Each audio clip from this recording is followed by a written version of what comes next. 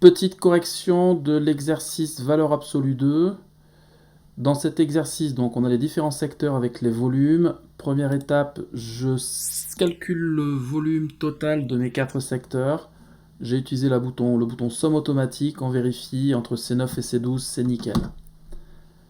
Pour calculer la répartition en pourcentage, je vais calculer d'abord la première répartition, c'est bien 25 000 par rapport au total. Je souhaite la valeur en pourcentage, donc je peux formater directement en pourcentage. Hop, je choisis pourcentage. Le calcul égale 25 000 divisé par le total. On a vu précédemment que lorsqu'on va utiliser la poignée de recopie, les valeurs vont s'incrémenter. De C9 va passer à C10, C11, C12, c'est ce que je souhaite. Par contre, C13 va s'incrémenter aussi. Sauf que moi, je ne souhaite pas que ça s'incrémente. Je souhaite que C13 reste bloqué. Donc, on a vu cette notion de dollar. Je vais utiliser la touche F4 du clavier. Je valide par la touche entrée. À partir de là, je peux utiliser ma poignée de recopie. On a les pourcentages qui se mettent en place. Et pour vérifier que je ne me suis pas trompé, je vais faire une somme de mes 4 pourcentages. Si j'ai le résultat à 100%, c'est que les calculs sont bons. Deuxième partie du tableau, je dois calculer des montants hors taxe.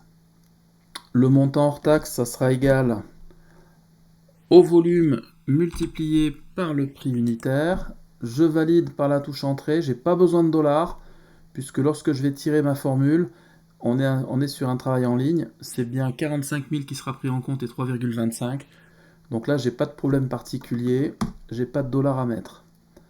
Le montant de la TVA, on sera sur le montant hors taxe multiplié par le taux. Donc là, pour le coup, le taux est en G6. Si jamais je tire ma formule vers le bas, G6 va se transformer en G7, G8, G9. Je ne le souhaite pas. Je souhaite que G6 reste figé. Donc là, pour le coup, il y a des dollars à positionner. Je valide par entrée. Et enfin, le montant TTC, c'est l'addition des deux. J'additionne et je valide. Je vais enfin sélectionner les 3 calculs. Je relâche. Je peux utiliser ma poignée de recopie. Et on a le calcul qui se déploie sur les cellules inférieures. Pareil, pour aller vite, je souhaite calculer le total de chaque colonne. Je sélectionne somme automatique. Et donc là, j'ai bien mon tableau qui est réalisé. Donc le petit focus sur les dollars, on fait attention, hein. J'ai eu besoin des dollars dans le calcul du montant de la TVA. Je mets une petite couleur. Et j'ai eu besoin du dollar dans cette colonne, dans la répartition en pourcentage.